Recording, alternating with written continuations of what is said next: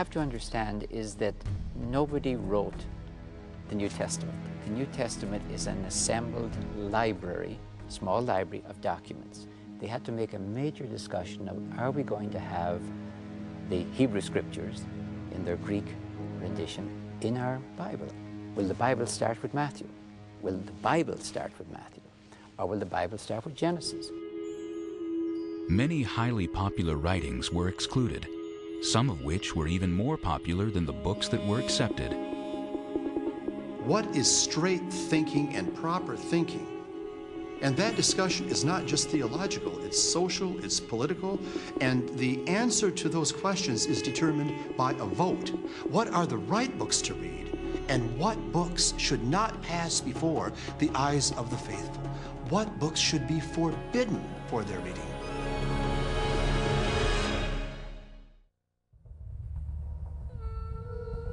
In biblical times, hundreds of scrolls and manuscripts circulated throughout the Holy Land, tales that appeared to shed more light on many well-known biblical figures. Most were not included in the Hebrew or Christian Bibles. A little-known ancient text called The Life of Adam and Eve is one such writing, a forbidden book that tells a more detailed story of creation than the familiar tale found in the Old Testament.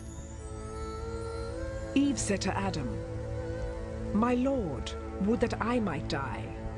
Perhaps then the Lord God would bring you back into paradise. For it was because of me that the Lord God grew angry with you."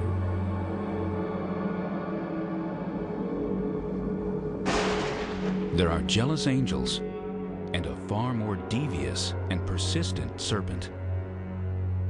The life of Adam and Eve begins with sort of the backstory of what you get in the Genesis 3 account. In the Genesis 3 account, you have the snake, the wisest of all creatures, who tempts the woman with a couple of sort of truths into taking a bite of the fruit. She also gives the fruit to her husband, and as soon as they consume the fruit, they recognize that they are naked. And they're ashamed, they avoid God. One important motivation for writing another version was to fill in the gaps in the Genesis story, and I believe to provide a larger context for it, to explain why it was that something so odd as a serpent would be tempting a woman to eat forbidden fruit. But if the life of Adam and Eve gave an ancient audience more information about Eve's temptation and fall from grace, why was it left out of the Bible? The life of Adam and Eve was no doubt excluded because it would have had to have come in the first part of the Bible. The Christian Bible tells a story, not only the texts that are chosen to go in it, but the order of the text. It begins with Genesis, or the beginning, and it ends with Revelation, a tale of the end. Therefore, if you were going to include something like the life of Adam and Eve in the Christian Bible, you would need to include it in the beginning of the text, near Genesis. Since it's clearly a retelling of Genesis, there was no place for it in that canon. But not an exact retelling. Some scholars believe the life of Adam and Eve was written in the 1st century, as much as 1,000 years after the first known written manuscript of Genesis. There is another theory that it was written at a later time, in the 3rd or 4th century, at the time the Christian Bible was taking form. What the reasons for its not attaining that status might be, we don't know. It could be, this is just guessing, that people knew it was written at a later time. The teachings of the book, you would think, would be compatible with Jewish and Christian teachings, but we don't have any ancient discussion about why it may have been thought not on the same level with, say, Genesis. While its exclusion may be a mystery, we do know the book was popular in its day. The anonymous writer gave his ancient audience a chance to see these temptations from Eve's point of view.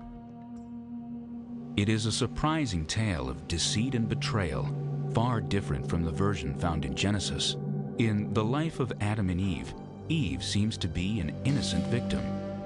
We find out that Eve was alone. Adam was nowhere near her. They both had separate halves of the garden.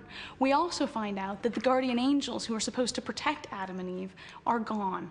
So Eve is sitting there alone when all of a sudden she sees not only the serpent, but the devil disguised as an angel. And this devil as an angel convinces her to take from the tree that she is not supposed to eat from. And at first she says, no, I really shouldn't do that. It'll make God angry. And he says, after you're done, you won't need to worry about God, in effect. When Satan's ruse is revealed, Eve's innocent trust turns to terror. She realizes that Adam will share her hellish punishment, expulsion from paradise, and a life of wandering in an unforgiving wasteland. Adam and Eve, of course, want to get back into the garden. And so Adam devises a means by which they are tested, and they stand in rivers. They stand in separate rivers. Do you wish to kill me that I might die? Adam responded, "Don't say such things, Eve, lest the Lord God bring upon us some other curse. How could it be that I should raise my hand against my own flesh?" Adam decides to stand in the River Jordan for 40 days and suggests to Eve that since she's weaker, she should only stand in the Tigris for 34 days. However, while she's in the Tigris, the devil comes disguised as an angel after 18 days and convinces her to leave the river.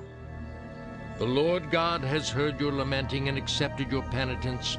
Now therefore, come out of the water, and I will lead you to the place where your food is prepared." She walks over to Adam with this wonderful news. We've been rescued from the rivers, and Adam looks at her and sees not an angel standing beside her, but the devil. And he says, "Eve, how could you have done this again?" When Adam was created in God's image, the angels were ordered to bow to Adam or worship Adam, and Satan refused to do this. He said he should not bow to someone who was created after he was and who was inferior to him. In defiance, Satan and his gang of rebel angels build a rival throne that literally places them above God